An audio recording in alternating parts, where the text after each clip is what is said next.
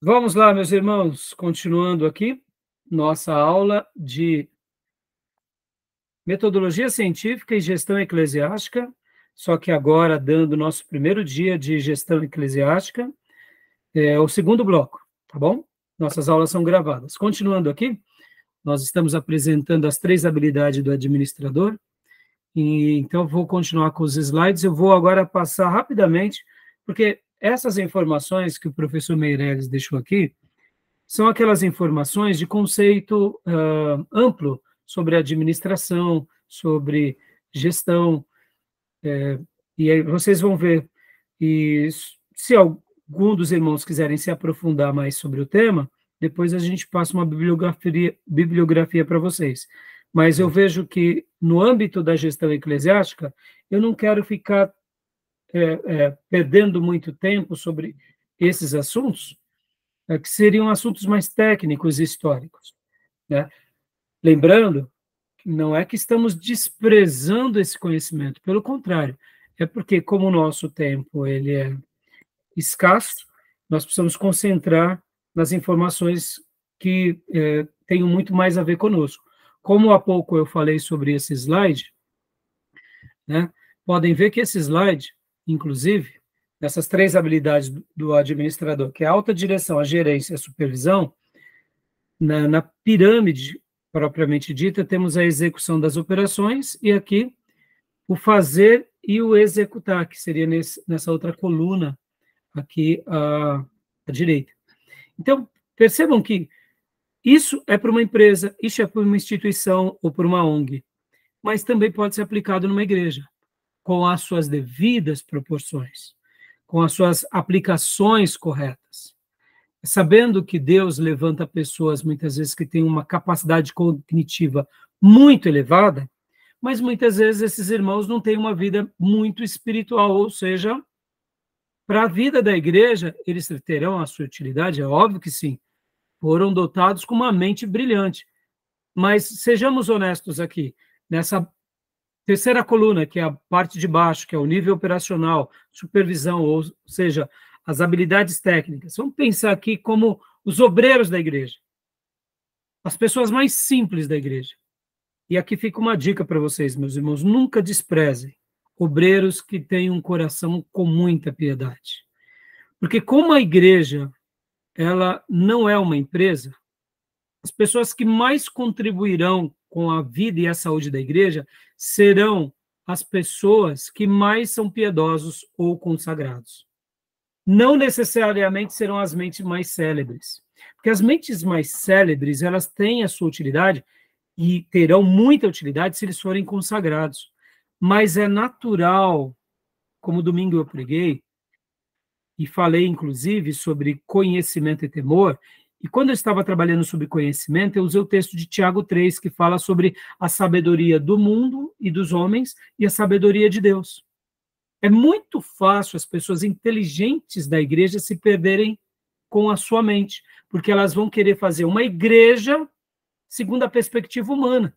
E a igreja não é humana, a igreja é espirituosa, a igreja é espiritual. Então, percebam que o que vai determinar saúde na igreja, muitas vezes, é o quê? É o nível de consagração. E muitos obreiros, muitas vezes, eles têm pouca formação acadêmica, pouca formação, eu diria, até eclesiástica, no sentido teológica, mas muitas vezes são homens de oração, de jejuns, que vão dar uma saúde enorme à igreja e ao pastorado, que seria essa parte de baixo, são as habilidades técnicas. Eles têm o básico para servir bem numa portaria, para servir bem ali como um auxiliar de, quem sabe, até nas tarefas mais manuais, mas por serem muito piedosos, muito crentes, eles terão um discernimento muito aguçados. Eles entenderão as escrituras e eles poderão contribuir muito com a igreja. Percebam que na sociedade, essas pessoas que têm uma habilidade técnica têm ali a sua utilidade, são pessoas importantes, mas são chão de fábrica. Na igreja, os irmãos, e aqui fica até um outro destaque, as irmãs do ciclo de oração, as anciãs, os anciãos, as pessoas que já não têm muito mais vigor, mas são piedosas, meus irmãos, são pérolas de Deus para a nossa vida. Perceba que os valores da igreja são diferentes dos valores da sociedade, tá bom? Então, alguns princípios das habilidades da administração secular, você pode aplicar na igreja, mas outros já não se coadunam, tá bom? Então, pode falar, Júnior? Os apóstolos, Pedro, Lucas, Paulo, eles tinham habilidades técnicas ou habilidade intelectual. Isso tudo ele deixou de lado para viver a questão espiritual. Por exemplo, Felipe, Pedro, João, Lucas, que era médico, o próprio Paulo, para poder se empenhar na obra espiritual. O que a gente vê da igreja é o contraste da igreja atual. Moderna, né? Inclusive, Júnior, eu concordo com você, podem ver que muitas igrejas, principalmente aqui, entra nas igrejas históricas, e elas têm aquele viés assim, quando uma pessoa fala 3, 4, 5 idiomas, faz citações de obras clássicas, tem uma mente brilhante para alguns conceitos da história, muitos já olham assim, um futuro pastor. Não necessariamente. Não necessariamente. São pessoas que foram dotadas de uma intelectualidade, mas isso não quer dizer que eles serão instrumentos de fato no reino. E porque a sua colocação foi muito oportuna. Pode ser que sim, mas não necessariamente, porque os valores de Deus são diferentes dos valores da sociedade. É claro que, fazendo um comparativo, os apóstolos, com exceção de Paulo e de Lucas, a maioria deles eram indoutos, e a palavra indouto significa aquele que não é doutor. Não significa que eles não tinham competência, não significa que eles não tinham habilidades. Eles tinham, mas era limitado, porque eles não, por causa da sua situação social, financeira e até da localidade onde eles moravam, que era lá na Galileia. Então, vocês notam que eles eram empresários, alguns eram revolucionários, mas, com exceção de Levi, que era um publicano, era rico, mas era rico por outros motivos. Então, tirando Levi, né, no caso desse bojo, a gente nota o seguinte, que eles eram indoutos, ou seja, eles eram pessoas comuns. Mas o comum daqueles dias, a gente não pode esquecer de que eles falavam aramaico, conheciam bem o hebraico, e também eles dominavam o grego e arranhavam no latim. Ou seja, eles eram poliglotas. Sendo indoutos naqueles dias, eles já eram poliglotas. Então, Paulo, que é uma pessoa fora da curva, e aí Lucas também entra um pouco fora da curva, porque, no caso, Lucas fez medicina, ele já teve um privilégio a mais, mesmo que os médicos daqueles dias eram diferentes dos nossos médicos. Os médicos daqueles dias eram pessoas que eram os escravos de pessoas ricas, e essas pessoas ricas enviavam esses escravos, que eram os escravos com maior capacidade intelectual, para aprenderem a medicina, para depois trabalharem para esse senhor. E muitos desses que voltavam e trabalhavam, eles prosperavam e alcançavam até a sua independência, compravam a sua cidadania. Então, mas a história da medicina daquele dia era diferente. Paulo já era fora da curva. Paulo já dá para ver que possivelmente era de uma família nobre, ou ele já desde cedo era um gênio, por isso que as escolas de Paulo e até o currículo de Paulo é acima da média. Ele fazia parte da aristocracia judaica, ele estuda aos pés de Gamaliel, ele fazia parte da escola dos fariseus, ou seja, da nata, e ele também teve a formação em Tarso, na Universidade de Tarso. Ou seja, ele era doutor. Paulo era um doutor. Mas mesmo Paulo, o bom exemplo, ele deixa tudo para seguir o evangelho e põe tudo, né? É isso que emerge a crítica, né, em relação à igreja institucionalizada, porque esses homens tinham habilidade técnica, tinham capacidade, e eles abandonaram isso por quê? Porque a igreja a igreja do Novo Testamento, todos eles, é conhecido como doulos, escravo. É diferente do que estamos vivendo hoje. Sim, ninguém quer ser escravo. Exatamente. Né? Então, continuando aqui, mais alguma pergunta, mais alguma fala, Júnior? Tranquilo? Podemos prosseguir? Bora. Joia. Podemos. Competências duráveis do administrador. Olha só, irmãos. Um conhecimento, né? É importante ele ter essa capacidade de poder... Eu não ia conseguir cortar, não. Oi? Oi, Gil?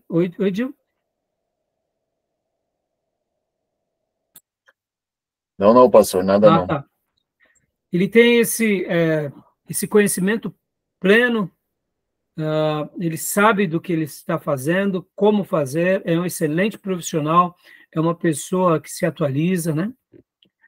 É uma pessoa que tem uma perspectiva bem aguçada, uma visão panorâmica, holística, e ele tem atitudes, é uma pessoa que sabe, de fato, fazer. Ele é proativo, ele tem esse desejo de empreender, de liderar, de interagir. Ele bota a mão na massa, né? É uma pessoa proativa. E aqui, agora, introdução à administração e o administrador, aqui o professor ele vem colocando que o administrador tem essas categorias e papéis interpessoais, informais e decisórias. Interpessoais é relações com outras pessoas, informais, manter e desenvolver uma rede de informações, e decisórias, sabe fazer uma escolha ou uma opção, ou seja, toma decisões.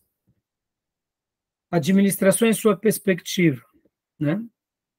Que rapidamente... Lê para nós, pastor Johnny, por favor. Agora. Administração. AD, direção, tendência, para, mais minister, subordinação, obediência. Aquele que realiza uma função sob o comando de outrem, aquele que presta serviço a outro.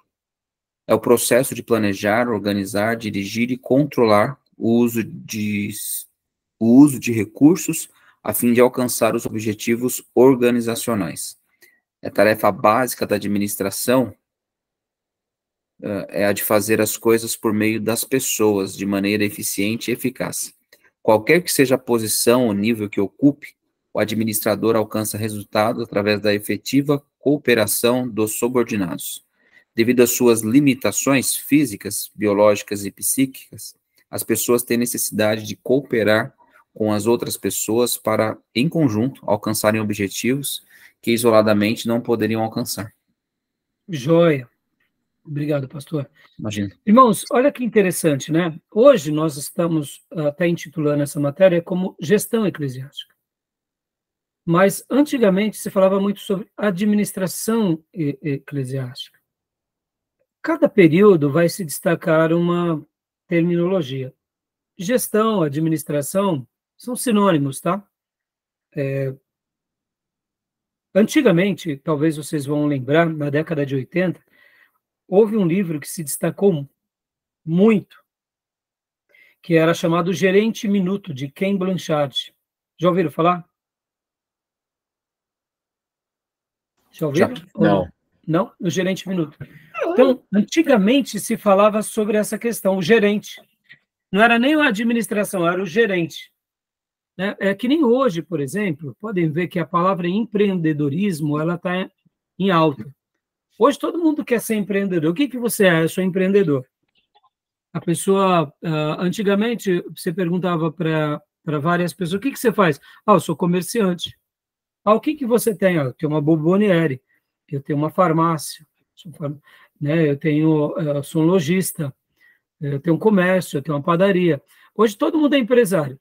Novas terminologias, né? Porque é um nome que está, né, em alta, é um nome... Então, assim, são sinônimos, né, irmãos? Está errado falar que quem tem uma bomboniere é um empresário? Claro que não. Ele trabalha para ele. É muito mais fácil você trabalhar para os outros, trabalhar para si, ter uma padaria.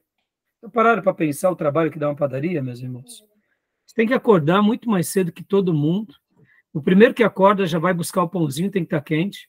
Verdade. Né? Você fecha a tarde, corre risco o dia inteiro, ganha ali nos centavos. Encargos pra caramba. Encargos a perder de vista. Se você tem ali um funcionário corrupto, já quebrou tua padaria. Ações trabalhistas no final. Exatamente, fora os clientes, né? Então, assim, percebam, eu costumo dizer e falar isso muito para os jovens, eu gosto de mostrar, porque hoje em dia, né, com o advento da tecnologia, tem certas profissões que estão dando muito dinheiro, principalmente essa garotada que sabe a linguagem da tecnologia, estão fazendo coisas assim que em pouco tempo ganham milhões, e aí eles acham que é fácil ganhar 1 milhão. Né? Esses dias aqui, tem até um desses youtubers aí que falou, não, porque é muito fácil ganhar 1 milhão, alguns milhões, e aí ele foi muito criticado por isso, né? Parece que é fácil ganhar 1 milhão, né? É óbvio, dependendo do que você faz, você vai trabalhar a vida toda e não vai ganhar 1 milhão. Isso não quer dizer que a pessoa não foi dedicada, é uma falácia, né?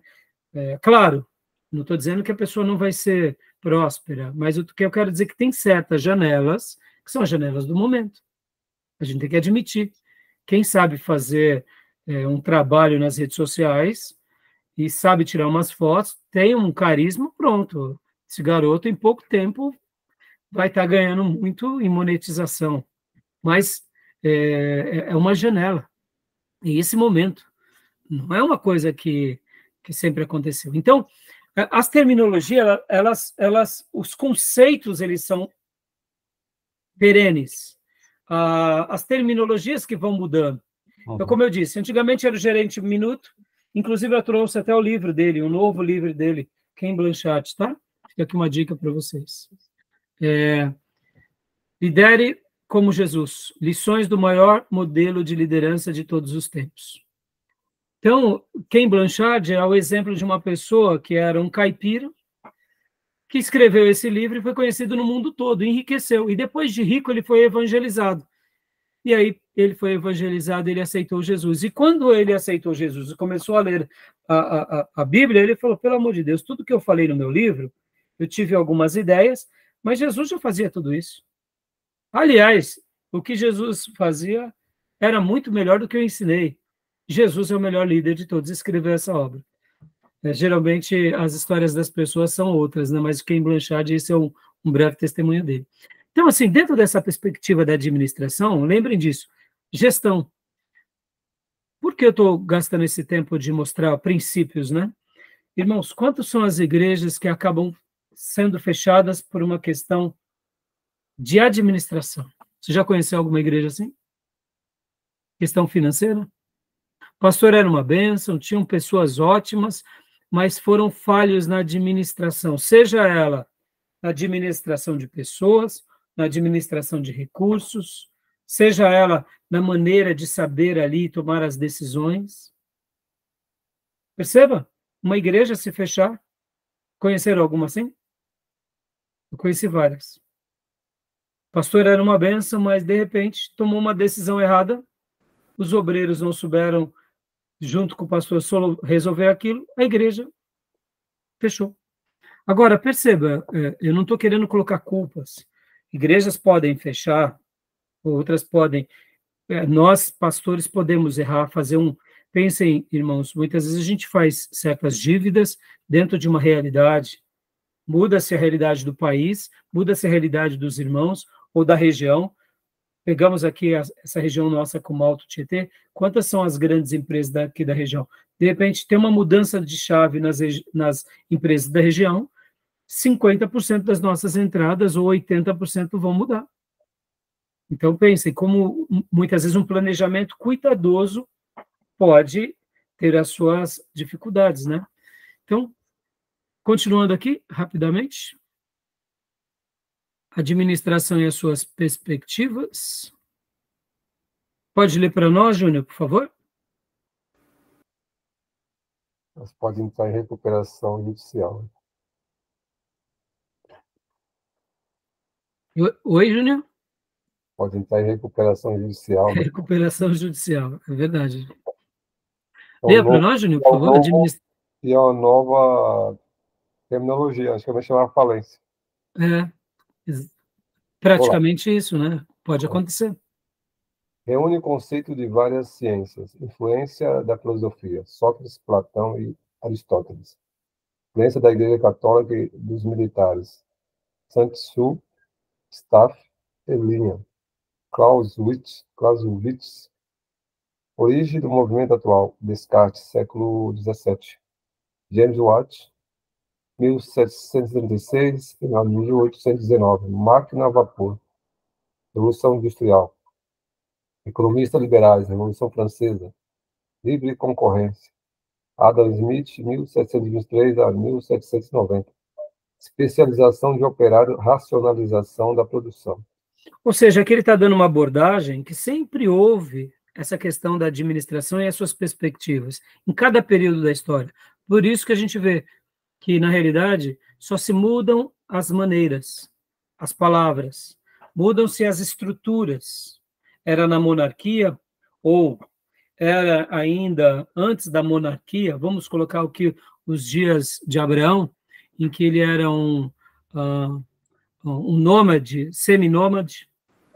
Tinha administração com Abraão? Claro que tinha. E depois, nas cidades-estados, tinha administração? Claro que tinha. Olha Jericó, com as suas muralhas. Olha os filisteus. E depois, no reinado de Israel e nos outros reinos, havia claro que havia. Sim.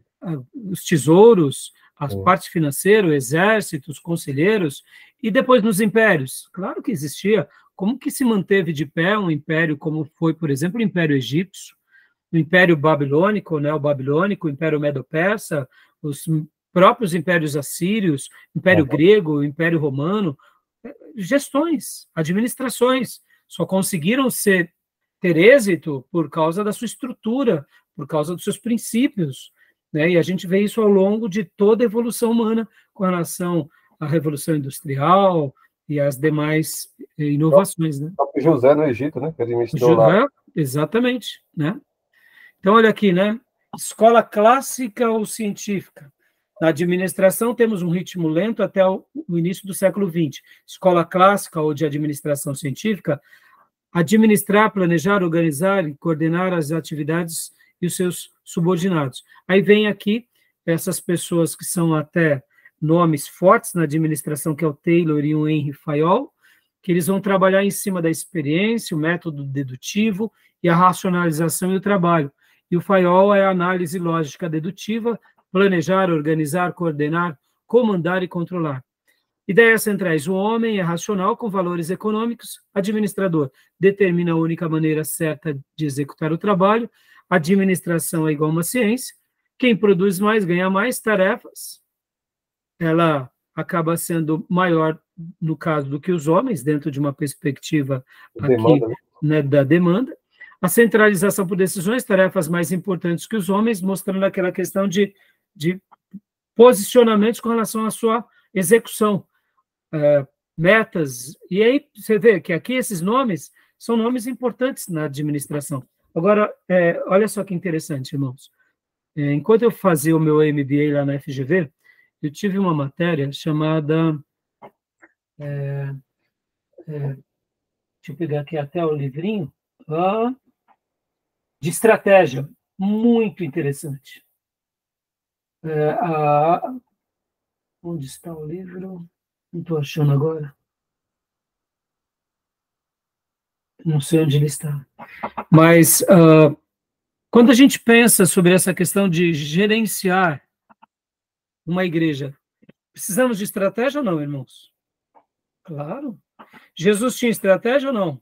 Claro. Os apóstolos tinham estratégia ou não? Só que as propostas de Deus são diferentes das propostas dos homens. Mas os princípios são parecidos. Da perspectiva humana, você tem os seus conselheiros, você tem ali os seus embates, você tem as suas avaliações, você tem a história, você tem ali os seus termos. Na perspectiva divina, você consulta a Deus. Você usa os sábios, os anciãos, porque na multidão dos conselheiros há sabedoria, diz Provérbios. Você busca a Deus em oração, você tem um embate contra as trevas, ou seja, as perspectivas mudam, mas os direcionamentos vêm. E mesmo depois que vêm os direcionamentos, como que você vai executar aquela estratégia? Mesmo sendo de ordem espiritual, a gente vê que Paulo, por exemplo, quando ele está indo para uma região, ele vê que Satanás o impede, mas depois o Senhor aparece para ele numa visão por meio do varão macedônio.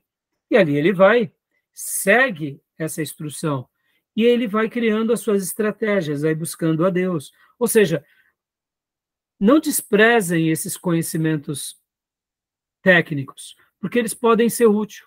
Eu me lembro que quando eu ia para o meu curso lá na FGV, fiz gestão em pessoas, um MBA muito bom. Irmãos, quanto eu fui enriquecido. Por quê? Porque você aprende coisas que você aplica, você já faz dentro da igreja e você não tem noção que aquilo realmente está certo. E tem coisa que você não pode realmente fazer, porque nem fora, secularmente, se faz. Né? Então, assim, é muito interessante que muitas linguagens, elas emanam da Bíblia.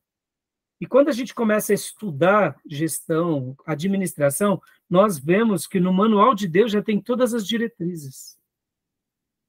Se a gente for cuidadoso, a gente vai antecipar várias lições da faculdade. Eu não sei se vocês já tiveram essa experiência. Eu fico encantado com essas experiências, né?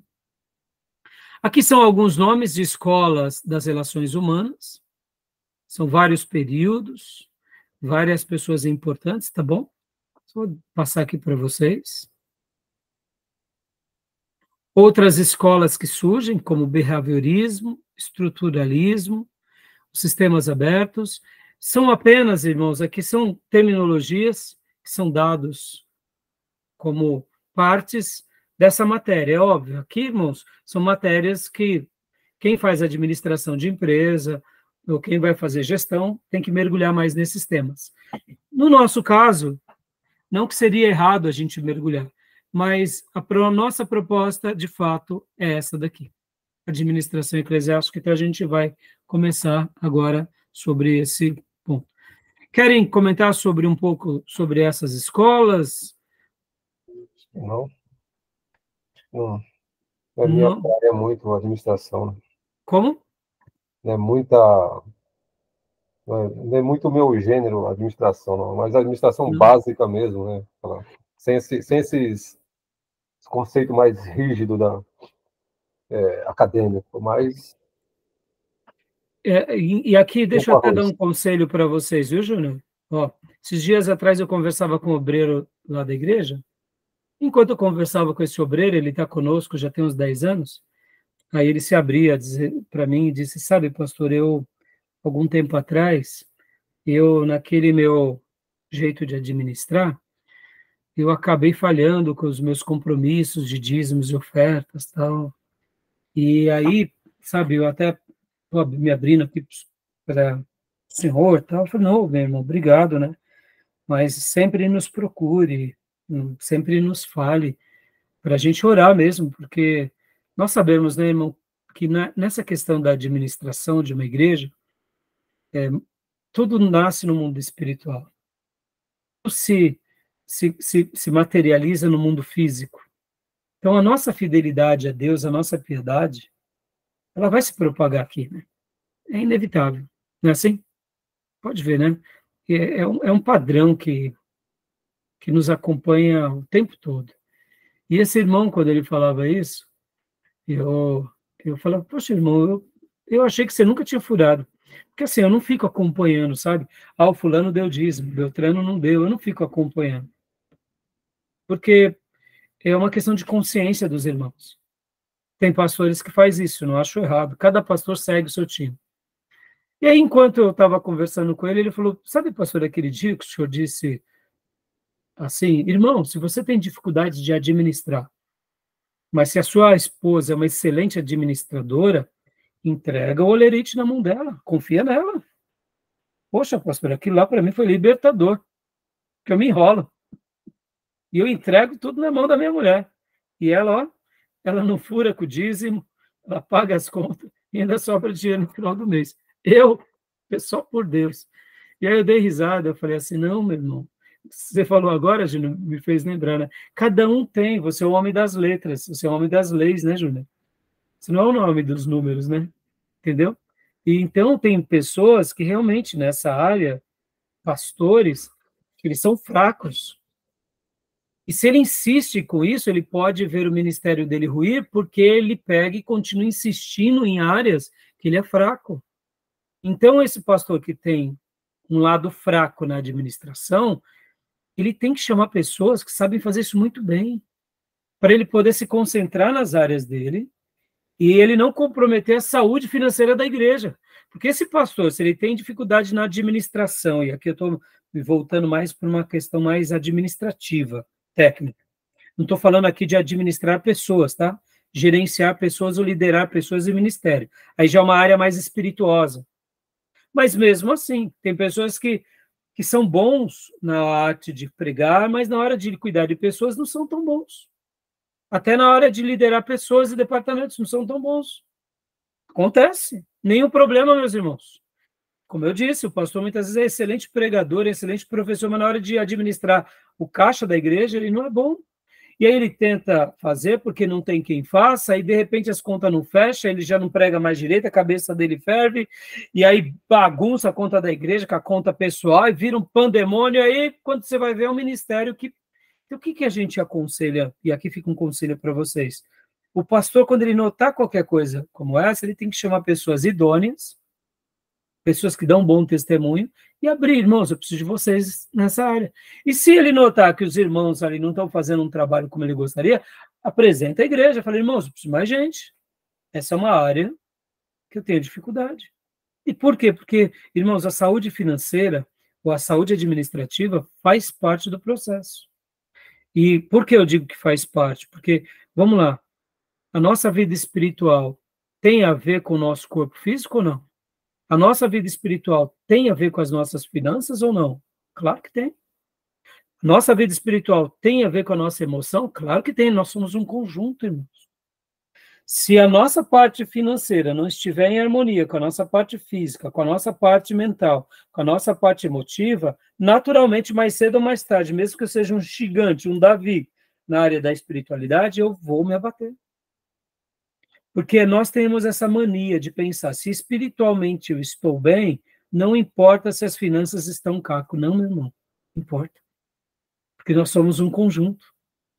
As finanças, como corpo, percebam, olha que coisa mais simples e tola, mas isso é uma pérola. O meu espírito e a minha alma habitam nesse corpo. Se esse corpo não está bem, como que eu serei canal de Deus abençoando os irmãos se a minha mente e as minhas emoções estão em atrito juntamente com o meu corpo, com o meu espírito, porque eu estou sofrendo algum problema na carne? Eu posso até me comunicar bem, mas vai ter momentos que eu vou estar em crise. Então, perceba que essa questão administrativa, ela parece ser simples, mas ela é complexa.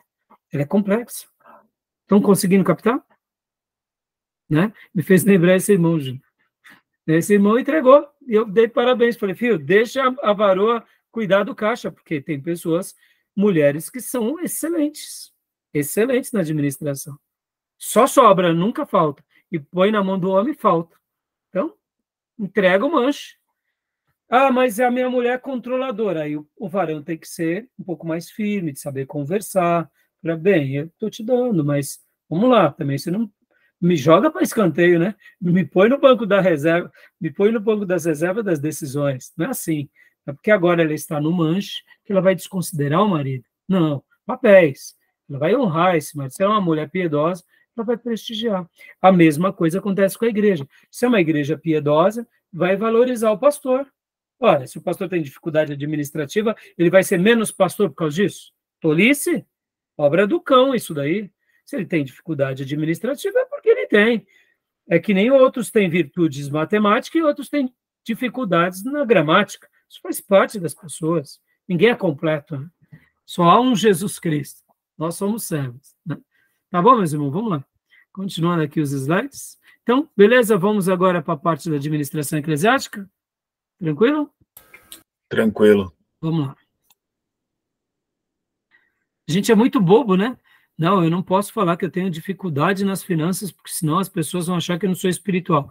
Uma coisa tem nada a ver com a outra. Uhum. Eu acho que se eu não falo, aí eu tenho um problema espiritual, porque eu estou vendo que tem ali um cramunhão, um devorador, e eu estou aqui tentando lutar contra ele e perdendo todas as batalhas. Né? Admitir, né? Como que é, Júnior? Admitir, né? Admitir, exatamente. A mudança de chave da administração de uma empresa, de uma instituição, para a administração eclesiástica é muito grande, irmãos. Lembra que eu falei que eu ia fazer alguns apontamentos sobre a igreja e a empresa? Lembrem disso, irmãos, a igreja tem a ver com organismo, com algo vivo, com corpo. Uma empresa tem a ver com uma instituição, com algo, com uma corporação, com uma organização, eu diria, secular. Ela existe. Se a gente negar que uma empresa não é algo vivo, ela é viva, mas de que ordem? Da ordem dos homens. E uma igreja, ela é viva, mas ela é viva de que ordem? Da ordem de Deus. Então, perceba que há um abismo que muda uma coisa da outra. Então, é importante vocês nunca se esquecerem disso. A administração eclesiástica tem a ver com o quê? Com o cuidado com o quê? Com esse organismo chamado igreja.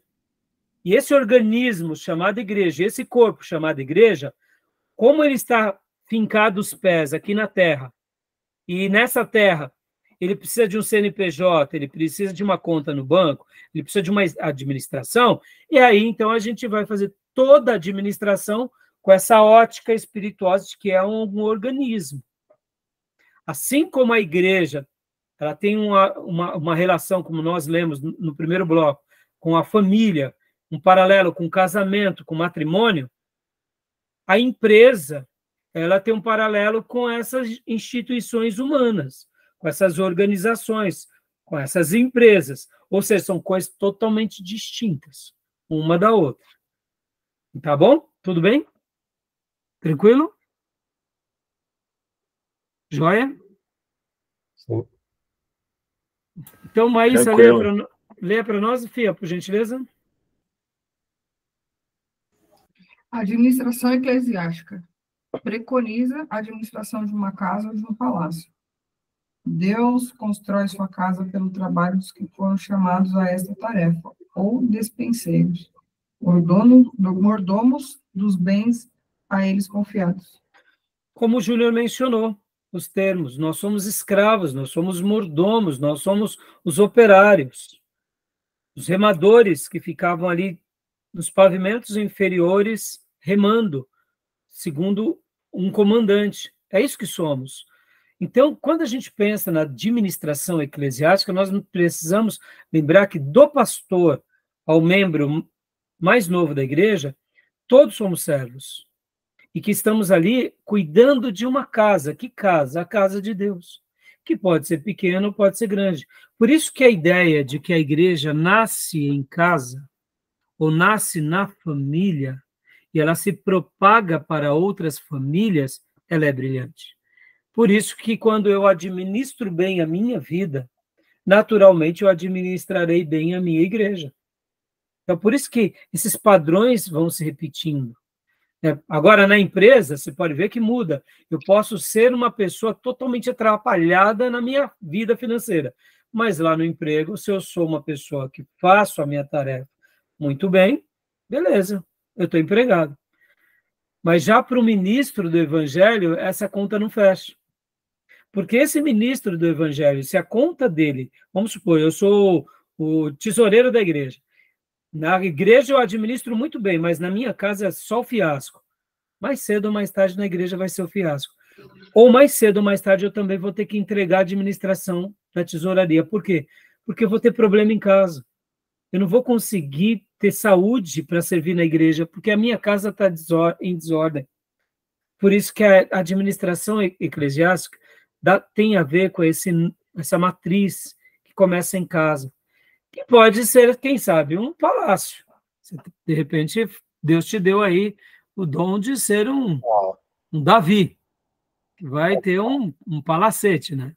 A igreja, no conceito institucionalizado, ela ganha relevância, o templo e a denominação, diferente Sim. da igreja orgânica, em quem tem valor e relevância são as pessoas. Sim, sim. É isso que estabelece o paralelo. Sim. Por outro lado, né, Júnior, como eu falei, né, no primeiro bloco, a gente não pode jogar tudo fora, porque, de fato, como é bom, olha, hoje aqui nós estamos nesse curso médio em teologia, aprendendo sobre essas demandas para servir melhor a nossa igreja. hipoteticamente, se tivéssemos aqui 15 alunos, ou se tivéssemos 50 alunos, seriam 50 igrejas aprendendo melhor sobre isso. Vamos supor que fôssemos de uma mesma igreja, que na nossa igreja local tivéssemos um grupo de 5.000 pessoas. Eu iria estar treinando vocês para a gente servir ali essas 5.000 pessoas. Ou seja, né, como é importante saber desses valores para que a gente possa servir bem no reino, né? Uhum. Pode ler para nós, Júnior, por favor? Organização bíblica. Pode ver que essa questão da administração, da gestão, da organização, está lá na Bíblia, né? Uhum. Pode ler para nós. Formação do universo. Ordem nas coisas criadas. Preparo do meio ambiente para o homem. Administração de Moisés e o conselho de Jetro. Êxodo 18, né? 13 a 17. Clipe Gurus. Ou seja, aqui, Jetro foi tipo quase que o guru de Moisés, né? Uhum. Vamos dizer assim, né? E perceba, Jetro não ficou depois dando carteirada para Moisés. Jetro passou uma lição, Moisés aprendeu a lição. Maravilha. Porque tudo que Deus faz é em harmonia, irmãos.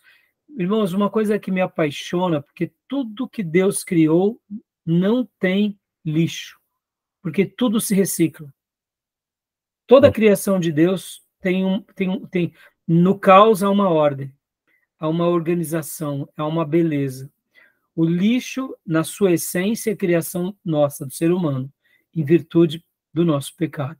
Interessante, né? Porque tudo que Deus faz na natureza, ela se recicla.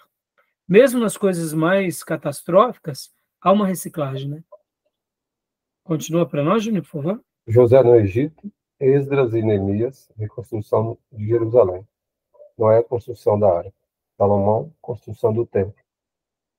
Ou seja, temos exemplos aos, Uhum. né, aos montes sobre administração, a excelência, sobre posicionamento, né? Percebam que a construção do Templo de Salomão, com relação às muralhas que Neemias construiu, são diferentes.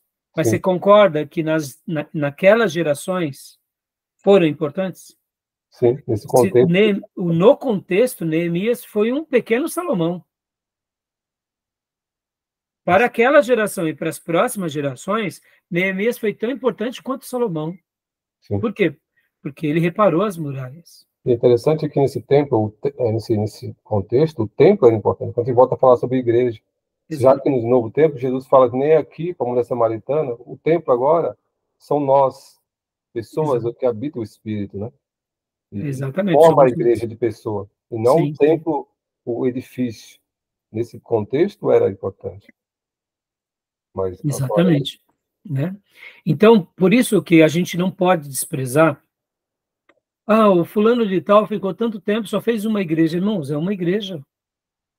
Tudo bem? E daí? O outro fez 10, o outro... Sabe, essas disputinhas nossas performáticas. Tamanho, né? Tamanho. Por exemplo, o Jonathan Edwards foi uma pessoa importantíssima para a sua geração.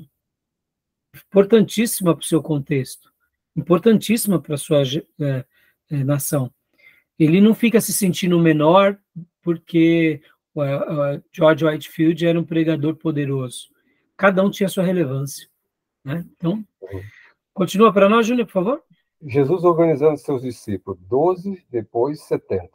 Mateus 10:1, Lucas 10:1. E na multiplicação dos pães, formação de grupos. Instituição dos diáconos, Atos 6, de 1 a 4. Advertência sobre a construção da torre sem recurso, Lucas 14, 28. Dá uma pausa aqui, Júnior. Perceba que aqui Jesus, ele mostra a importância de usarmos técnicas e prudência. Irmãos, é tão fácil para nós pastores fazermos algo usando a fé de vocês. Eu dou um passo de fé e falo, irmãos, tenhamos fé, mas eu estou pensando nos irmãos. Não estou dizendo que a gente não possa fazer isso, mas a gente tem que ter um discernimento se ali é realmente Deus nos conduzindo ou se é a nossa vaidade. Porque é muito fácil a gente pôr essa conta na fé dos irmãos. Eu costumo dizer, irmãos, que o mesmo milagre que vai acontecer amanhã, Deus pode fazer acontecê-lo agora. pode ver. Quantas são as vezes que Deus pode fazer algo agora conosco? Deus pode mandar o recurso agora, e depois a gente comprar o prédio. Ou não? Claro. Ou Deus pode nos ensinar fazendo uma dívida para a gente comprar um prédio, porque é uma pedagogia divina. Se Deus nos guiar a isso, se a gente sentir a direção, que a gente faça contas com prudência. Porque podem ver, irmãos, as pessoas que muitas vezes se enveredam, né? E aqui fica uma dica, irmãos. Guardem isso fica como uma máxima. Tudo que Deus levanta, Ele sustenta. Em qualquer setor que for. Se Deus te quiser usar no Brasil inteiro, Ele vai dar recursos. Se Deus quiser nos usar no Alto Tietê, Ele vai nos dar recursos. Se Deus quiser nos usar nas Américas, Ele vai nos dar recursos. Porque a obra é dele, não é nossa. Uhum. Então, perceba que muitas vezes nós queremos fazer certas coisas e forçamos, e muitas vezes Deus não autentica, e quando a gente naufraga, a gente culpa A, B, C, o diabo. Então, creio nisso, que o mesmo Deus que nos levanta manda os recursos a favor. Pode ver que a gente vai ver isso em todo o Velho Testamento, em todas as alianças, e a gente vai ver isso no Novo Testamento, em cada período da igreja. E mesmo depois na história da igreja primitiva, a igreja sempre foi triunfante.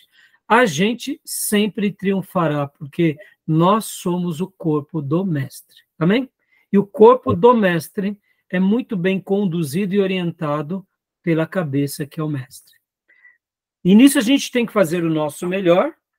Sim, tá? Desafio aos irmãos, que sejamos honestos. Os irmãos muitas vezes começam a prosperar, só olha para o umbigo. É verdade mesmo, aí o pastor tem que descer o cajado.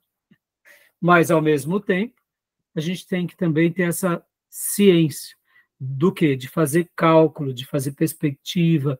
Tem horas que Deus vai nos ensinar na privação. Isso é pedagógico. Meus irmãos, não vejam as dificuldades financeiras como uma coisa do diabo. Não, meus irmãos, isso é maravilhoso. Há uma riqueza nisso. Há uma lição. Guardem essa máxima. Administrar quando faltam recursos, qualquer idiota faz. Porque quando está sobrando dinheiro, qualquer idiota gasta, paga, está sobrando. Agora, administrar na escassez, só pessoas cheias do Espírito Santo, só pessoas muito sábias. Aí entra os Josés do Egito, entre os Neemias, entre o Daniel. Estão entendendo?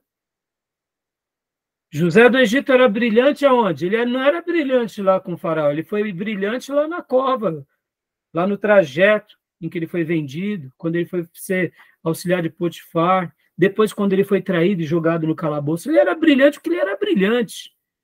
A grande gestão e a grande escola de José não foi na casa dos seus pais, foi depois da cisterna em diante. Ali nasceu o administrador José. Aonde ele nasceu? Na abastança ou na escassez? Na escassez. Meus irmãos, a escassez é uma matéria-prima maravilhosa. É um milagre maravilhoso. A escassez, Deus está nos ensinando. É maravilhoso. Guardem isso. E aí curtam a escassez, curtam a dificuldade, porque quando vierem os 7 anos de gados, ou melhor, ovelhas, gados gordos, aí a gente vai deitar e rolar.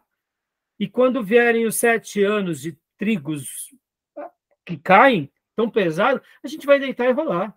Sim. Porque na sobra de dinheiro, qualquer idiota administra. Na ausência de dinheiro, só pessoas brilhantes. Não. E muitas vezes a gente... É nessa hora que Deus vai nos treinar. Guarda isso. Não. Aí a gente tem que fazer conta, né? No caso de José, você acha que foi uma habilidade ou capacidade natural ou espiritual? Eu acredito, Júnior, que as duas coisas. Porque, ao mesmo tempo, eu vejo que é Deus que deu o dom da visão a ele, quando ele recebe. As duas coisas, né? Mas ele tinha uma mente muito aguçada. Eu noto que José era aquela pessoa que tinha sede de aprender o tempo todo. Mas sobre o aprendizado, sobre a inclinação, o temor estava muito além. Ele temia Deus, e pode ver quantas são as vezes que a Bíblia diz, e o Senhor era com ele. Agora, quando nós parafraseamos as palavras dos profetas, o que os profetas diziam ao povo desviado? Voltem-se para mim. Venham para mim. Porque quando vocês vierem para mim, eu vou até vocês. Não é assim? Uhum. E por que no texto de Gênesis destaca essa fala do Espírito Santo? E o Senhor era com José. Uhum. Porque antes de qualquer coisa, José era com o Senhor. A grande herança de José era o Senhor. O grande anseio de José era o Senhor. Pode ver que a maneira em que ele foge da mulher de Potifar, sejamos honestos, irmãos. Ali ele podia estar com um burrinho encostado na sombra o resto da vida dele, pegando a patroa né? E detalhe, meu irmão, vamos lá. Você acha que a esposa de Potifar era feia? Ah, tá. Comandante da guarda do Egito. Meu irmão, ele podia ser o velhinho, encurvado, vesgo, era o homem mais poderoso do Egito, entendeu? Com certeza era uma mulher lindíssima. A Bíblia não fala. Mas ele olha para o Senhor. Então, o que a gente vê? Eu vejo nele essa pessoa que tinha essa mente aguçada. Por isso, irmãos, aqui, ó, vamos lá, voltando ao que eu falei. O que é administrar o caos? É pensar. O que é viver o caos? É refletir. Esses momentos de privação são momentos de crescimento. Pode ver, as pessoas são tão tolas, Deus está dando uma lição para elas, e elas estão reclamando, murmurando, achando que o dinheiro vai resolver. Meus irmãos, olha o mundo está rico. Olha o que tem acontecido na nossa história atual. Só para vocês, deixa eu dar um dado aqui financeiro. A Bolsa Americana está quebrando o recorde. Dow Jones, S&P, Nasdaq, está quebrando recorde sobre que recorde? Nas máximas históricas. Estamos em guerras, estamos com inflação no mundo gigante, que, na minha opinião, ela não abaixa. Esquece, daqui os próximos 10 anos não teremos inflação baixa como éramos. Pode ser que diminua, achate, voltar, não, esquece. O mundo se regionalizou. Então, essa regionalização cria-nos o quê? Cria-nos aquela defesa.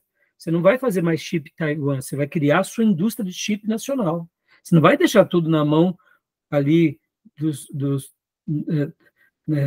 ali no nariz da China. Quanto que cria agora, quanto que sai para você produzir a sua tecnologia? Muito mais cara. Que lá é um centro tecnológico da fabricação de microchip. Então, o que acontece, irmãos? Isso tudo cria um mundo inflacionário, ou seja, mas no meio de tudo isso, se você for acompanhar as empresas americanas, temos 8 empresas ou 5 empresas. Irmãos, é uma loucura. Elas, como a gente chama os guidance, os ROI, as projeções de crescimento é absurda. Microsoft, Apple, NVIDIA, Google, né, a própria Meta, Facebook, é um absurdo.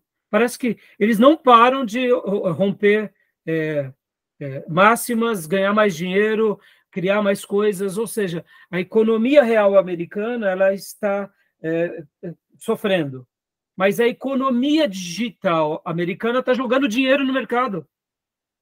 Por isso que os americanos estão com 2 empregos, o cartão americano de juros, a taxa de juros lá, muitos americanos estão usando agora o seu cartão de crédito para financiar, mas eles estão com um emprego, estão tendo mais empregos, e você fala, não, o mundo não está em caos? Tá, mas essas empresas de tecnologia estão... Olha que momento. Então, percebam, aprender, a gente precisa aprender, essa sede por aprendizado. E a gente pode, né, tá vendo isso nos nossos dias, né? Então, eu vejo José do Egito, Júnior, como essa mente que tinha o dom, mas não era uma pessoa que ficava, ele não parava no tempo. Ele continuava se aperfeiçoando, sabe? Tanto que a visão que ele teve lá, nos tempos, né? O faraó. Sim, tanto do gado quanto da... Exato. Ele dá uma solução. Exato, e depois ele operacionalizou na prática. Exato. E pode ver que o texto não fala que foi Deus que deu ali a ideia da operacionalização. Verdade. Foi ele mesmo. Verdade. Fazia parte dele. Agora, irmãos, é aquilo, né? José é fora da curva, né? Bom, lê para nós o último ponto, Júnior. Deus, desde o princípio, agiu de maneira organizada e quer que este exemplo seja absorvido e praticado por seu povo. 1 Coríntios 14, 33. Ou seja, esse lado da organização bíblica, da administração, está na Bíblia, irmãos. Está na Bíblia. Temos muitos exemplos, né? Tá bom, meus irmãos? Deu a hora aqui? Alguma pergunta? Tranquilo? Eu sei que é chover no molhado, mas percebe, irmãos, quando eu falei há pouco que na sobra de recursos qualquer idiota administra, parece bobeira, não é? Mas pega aí um parente que está sobrando dinheirinho, tudo é fácil, é óbvio. Meu irmão, dá para o Tchongo um monte de dinheiro, ele vai administrar. Quando se sobra, irmãos... Agora, administrar na escassez, só gente extraordinária. Agora, vamos lá. Vamos trazer para a prática. Sabe aquelas irmãzinhas que criou o marido?